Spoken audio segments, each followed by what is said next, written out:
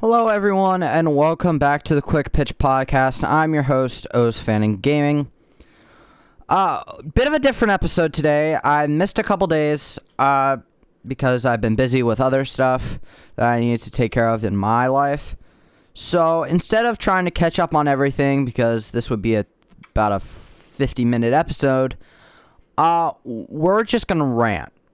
I need to rant, and that's what I'm going to do because it's my podcast and screw you.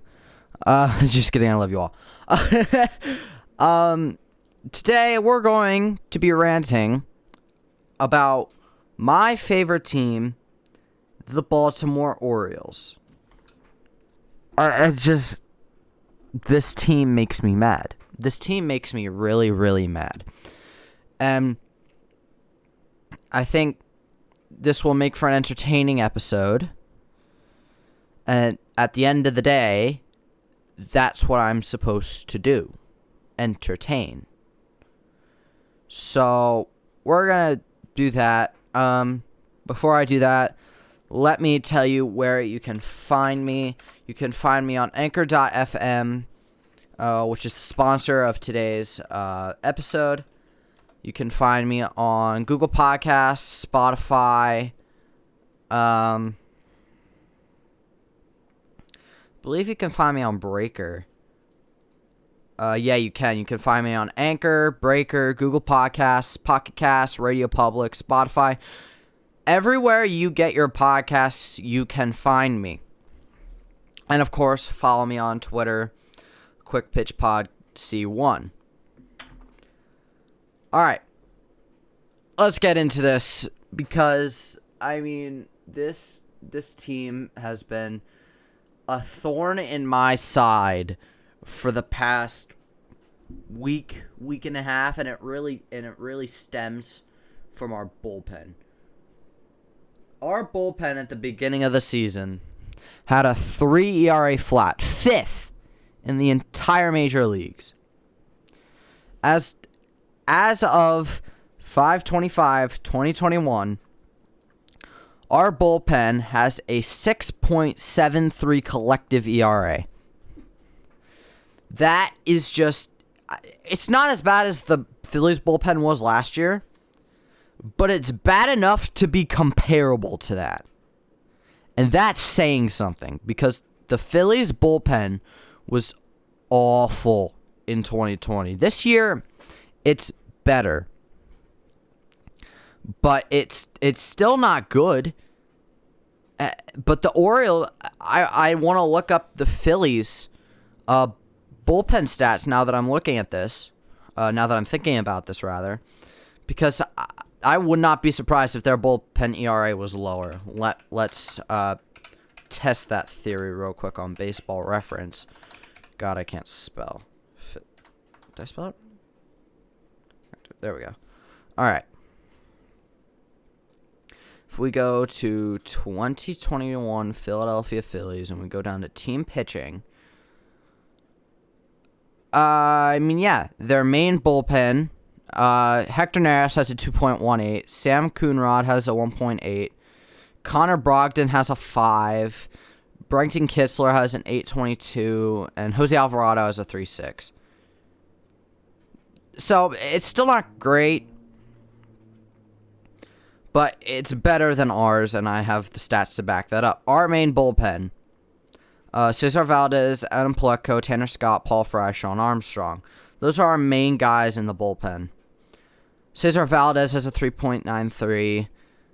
Adam Plutko has 4.74. Tanner Scott has a 3.93. Paul Fry has a 2.5. And Sean Armstrong has an 8.10. But now that I'm looking at this, let's do some quick math. Quick math as in, let's pull my calculator out. If we do 2.18 plus 1.8 plus 5 plus 8.22 plus 3.6, that comes out to 20.8, and if we divide that by 1, 2, 3, 4, 5, Their main bullpen has a 4.16 ERA.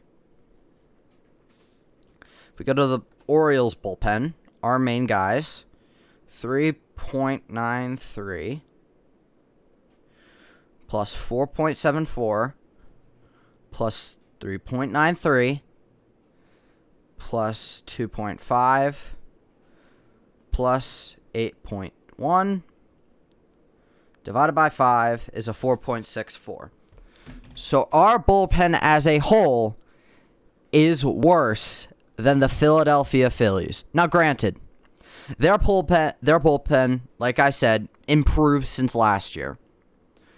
But it's, like I said, it's still not good. Their main relievers this year have an ERA over 4. That's not great for a bullpen. If we take a look at the New York Yankees bullpen, which, in my opinion, is the best bullpen in the game. Excuse me. It's not letting me click the 2021. There we go. All right. We go down to the team pitching. Yeah. It's not even close. Roldis Chapman has a 0.47. Loai Siga has 2.49. Chad Green is 2.25. Lucas Luecki, I think is how we pronounce that, 2.95 ERA. And Luis Cessa has a 3.5. I mean, it's not even comparable. And this is a team in our division. And this is without Zach Britton. If Zach Britton was on this team, it would be 10 times better. I'm not even going to try to do the math because the numbers just speak for themselves. Oh, and the only reliever in this bullpen that has a whip over 1 is Luis Cessa with a 1.5, which is terrible. But everyone else has a whip under 1. I mean, and on the Orioles, no one has a whip under 1. No one has a whip under 1.05. I mean, this bullpen just cannot compete with the other bullpens in the division. Now, you can argue that the Blue Jays have a overall worse bullpen. Less names. But they're performing well this year. Which, I mean, if we take a look at this bullpen, I mean, it has no one that stands out as being, like, good. I mean, let's take a look at this. Rafael Dolis, Joel Payamps, Tyler Chatwood, Jordan Romano, and Tim Meza. Raise your hand if you know any of those names right now. That's what I thought. I mean, I know a lot of people that listen to this podcast are very casual fans. So, chances are, you have no idea who any of those people are. And let's go down the list. 5.06. Okay, not great. 3.05, 2.55, 2.3, 7.9. If I do the math right now, which I will, because I think it proves my point, if we do 5.06 plus 3.05 plus 2.55 plus 2.3 plus 7.9? Yeah, 7.9. It's 21.4 divided by 5 is 4.28. That's better than the Orioles this year. This bullpen just cannot compete with other runners in the division. And even the Red Sox. I mean, the Red Sox were not even supposed to be good this year. But they're in first place. And their bullpen is performing. They're getting the performances that they need out of their pitching, which according to everyone around the league, was going to be their downfall. And I'm not going to lie, I pegged the Red Sox to finish below the Orioles this year. I thought the Red Sox were just going to tank like they did last year because I didn't think Alex Cora was coming back. That's a big part of it. Alex Cora is a fantastic manager, cheating or not. Without Alex Cora, I did not think the Red Sox would be able to pull out. But here we are. Oh, it just gives me a headache. This is just something I'll talk about for a bit. 1.696 collective bullpen whip. I mean, if any single player has a collective whip, not collective, I'm mad, okay? I'm very mad. If any single player has a whip over 1.5, they're just getting cut. And like I said, this is collective bullpen. This isn't the starting five. This is the collective bullpen. This is every single bullpen arm that we have thrown out there.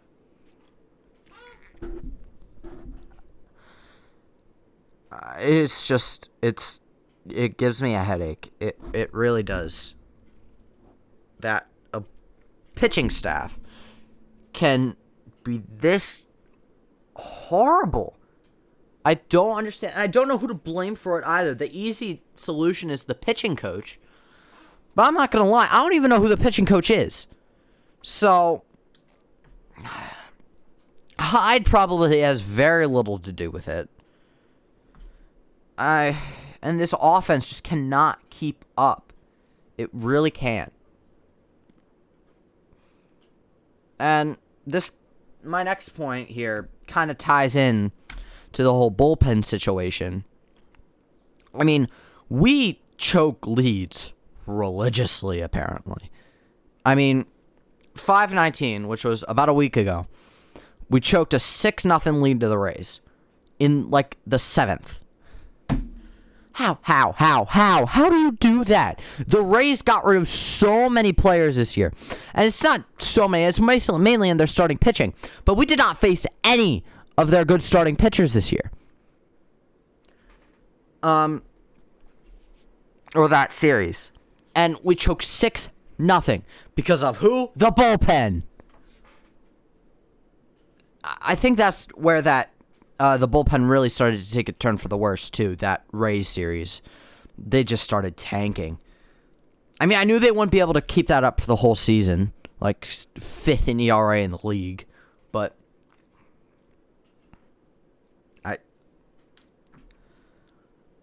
to have your hopes crushed like that after a promising, quote-unquote, start to the season just absolutely kills me inside. It really does. And I mean, it was Ryan Yarbrough of the Rays.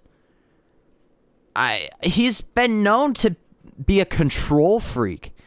And we smashed him the first couple of innings. And the bullpen blew it. I don't even remember who started that game. I think it might have been Jorge Lopez.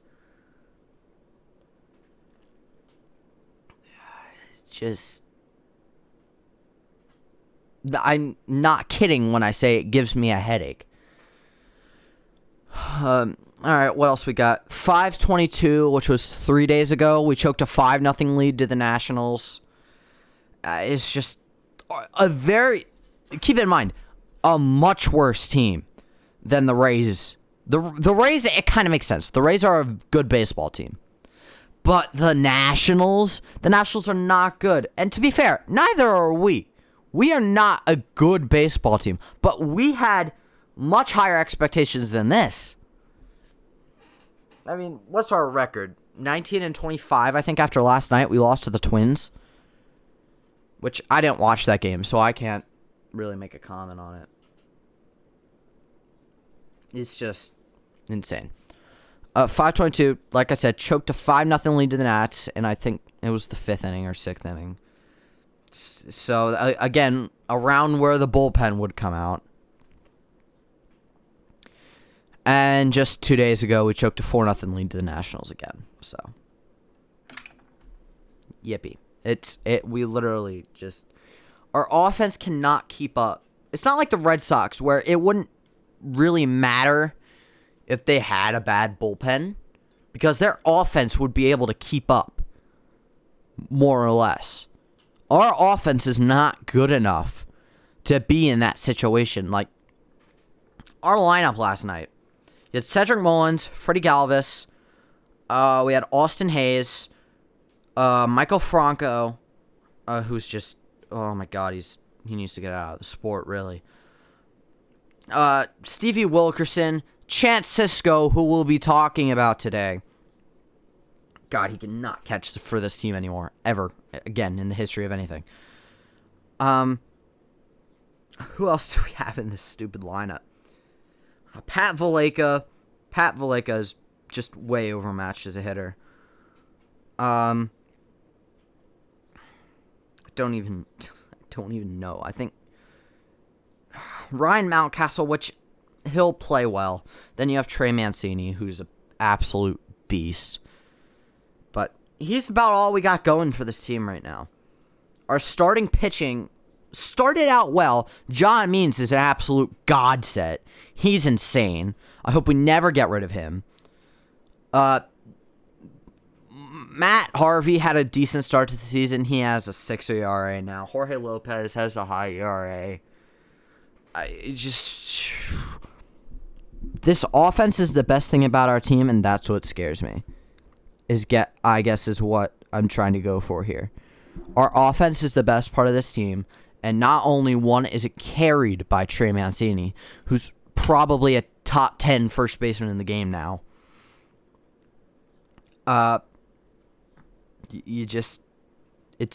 You have Michael Franco, who is the big name we got this year. I mean, Felix Hernandez isn't going to pitch, which, for better or for worse. Chris Davis just went under knee surgery, which, again, for better or for worse. Wasn't knee surgery, it was hip surgery. Now, yeah, it was hip surgery. Michael Franco's... He might be slower than Albert Pujols. This offense just cannot keep up. Nothing about this team can keep up. And that's why we're choking so many leads. And I hate to see it. Of course I hate to see it. It's my favorite team. I want them to do well. I want them to win 150 games this year. But it's just the sad reality of it is that it's just not going to happen. And the disappointing is we're this bad and teams are worse. Like, we're never going to have the first pick in a couple of years because Pirates suck and Rockies suck. Tigers suck. So we're never going to have the first pick. Now, granted, first picks don't always work out. But in this case, that is a great segue to my next point. This case, it absolutely needs to, because Chance Cisco cannot catch for this team anymore. I am sick and tired of seeing him in the lineup. Pedro Severino is such a far and better catcher. I get it. Chance Cisco is pretty good defensively. He's pretty good. He's no Roberto Perez. He's no Yadier Molina. But he's pretty good. He can... But he can hold his own defensively. But God, is he bad offensively. He offers nothing with the bat. Nothing at all. And guess who does offer something with the bat? Adley Rutschman. Call the kid up. He's been killing it in the minors. I am sick and tired of seeing Chance Cisco catch for this team. Put Adley Rutschman in. Release Chance Cisco. I don't care. DFA him. No one's going to pick up his option. Adley Rutschman has been killing it in the minors. That platoon with Adley Rutschman and Pedro Severino, if Pedro Severino figures something out offensively, he'll be amazing. I'll love him. But Adley Rutschman needs to get on this roster. I feel like a broken record. I am sick and tired of seeing Chance Sisco in the lineup for this team because he might hit worse than some pitchers. I'm not even joking. It could be my bias. It could be because I just really don't like the guy. He doesn't do anything for us. He might not be as bad as I make him out to be. Let's look at his stats right now. 161 batting average, 254 on base, 196 slugging, 450 OPS. In 20 games, 63 plate appearances. Oh my god, now let's quick go look at Adley Rutschman's minor stats because I guarantee you they're 50 times better. Because I mean it's such a joke. It really is. Let's see. For Bowie this year, he's played 17 games, 61 at-bats, 246 average, 432 on base, 475 slugging, 908 OPS. Call the kid up. I get it. The average isn't all that high. A 908 OPS is a 908 OPS. I mean, come on. 4 home runs, 13 RBIs, 15 hits, 2 doubles, no triples. He moves great for a catcher. And he's better than Chance Sisco. Oh, it just gives me a headache. It really does.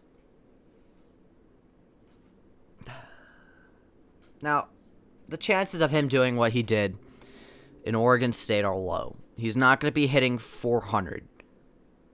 He's not going to be getting on base 50% of the time. But like I said, a 908 OPS is a 908 OPS. Doesn't matter how high the slugging is in correlation to the on base. 432 on base is 432 on base. That's on par with Juan Soto, Joey Votto back in his prime.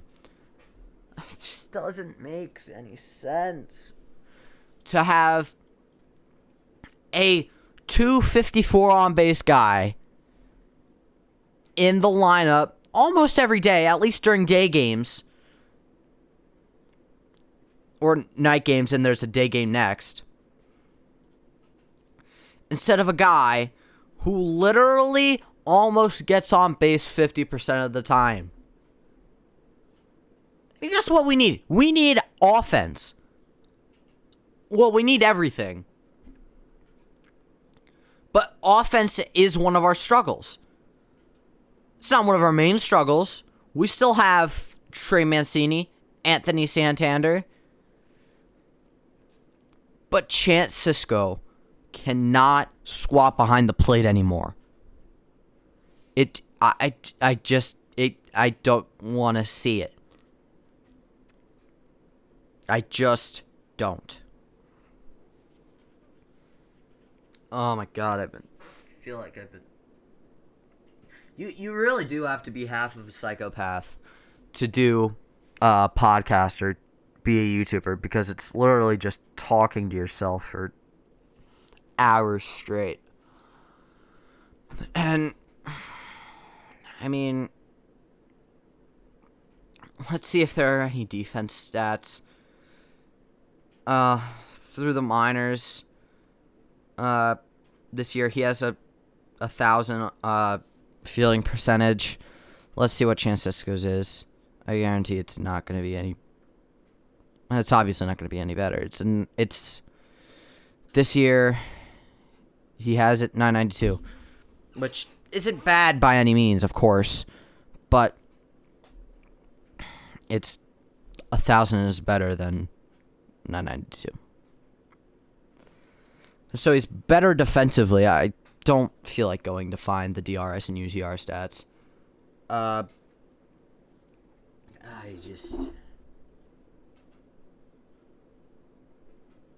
I need to let myself calm down, because I mean, it's not going to happen, because now I have to talk about our defense, which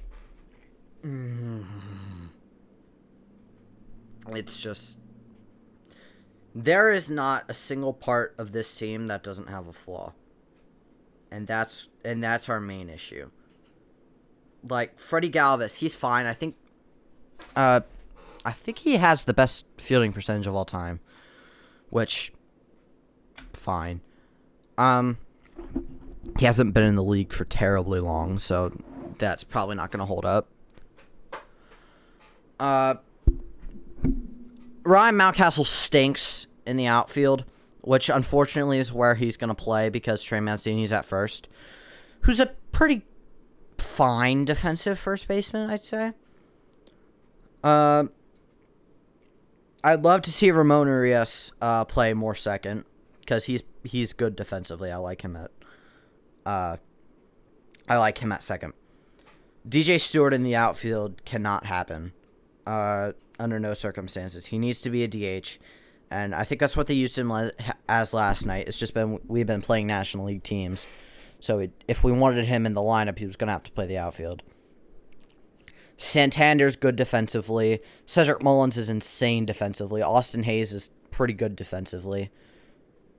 So our defense in the outfield is fine. But Michael Franco stinks at third. He has a good arm. That's about it. Like I said, Freddie Galvis, I think, is the all-time leader in fielding percentage right now. Who is our... Pat Valaika stinks defensively. Trey Mancini is a fine defensive first baseman. But most balls nowadays are hit into the infield. And whether it be pop-ups or ground balls, I mean, you just can't let that stuff drop or get by you. And that's what the Orioles have been doing for the past 3 or 4 years. I mean, 4 years ago, obviously we had Machado, Scope. We might have even had Hardy. So it wasn't that much of an issue like 4 years ago. 3 years ago, it was Machado. Scope wasn't on the team anymore. And, of course, middle of the season that year, Machado was traded. So he wasn't even there anymore. 2019 was probably the worst defensive stretch of the year. Because back then, Rio Ruiz sucked. Which I wish they didn't DFA him because I'd like the depth. But he just can't start. Richie Martin needs to come back because I want him at second. If he figures something out offensively, that's great. But because in 2019 he was definitely an offensive liability, but he's pretty good defensively if you ask me. I just don't know what to make of this team right now. Because we could finish at 500, but we could also lose 120 games. So there's really no guessing with this team right now. We need to call up Rushman. That needs to happen. If Rushman gets called up, then I think he will be the saving grace for this team. I really do. How long did he sign for? Let me check. It does not appear that I get that information on his minor league page. Okay, that's fine.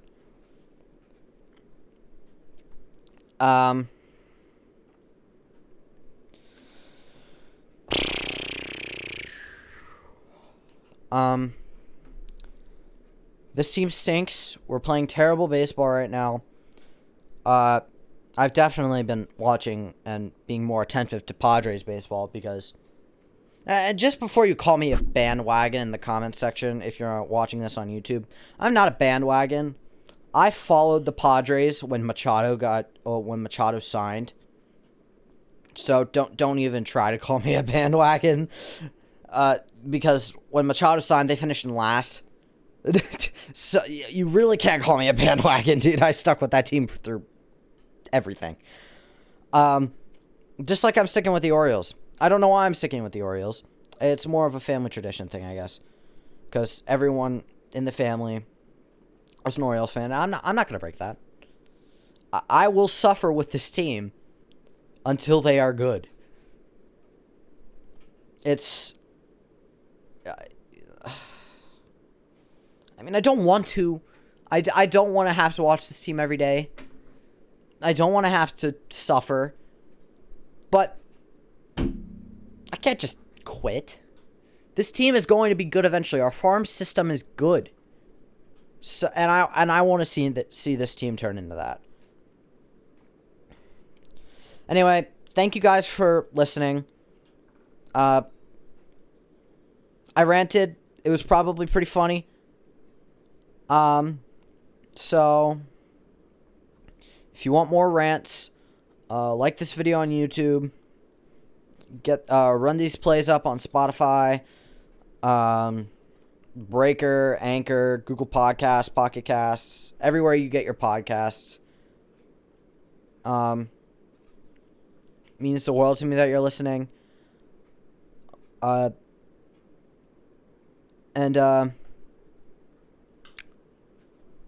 feel like there was something else I wanted to say, but I don't think there is.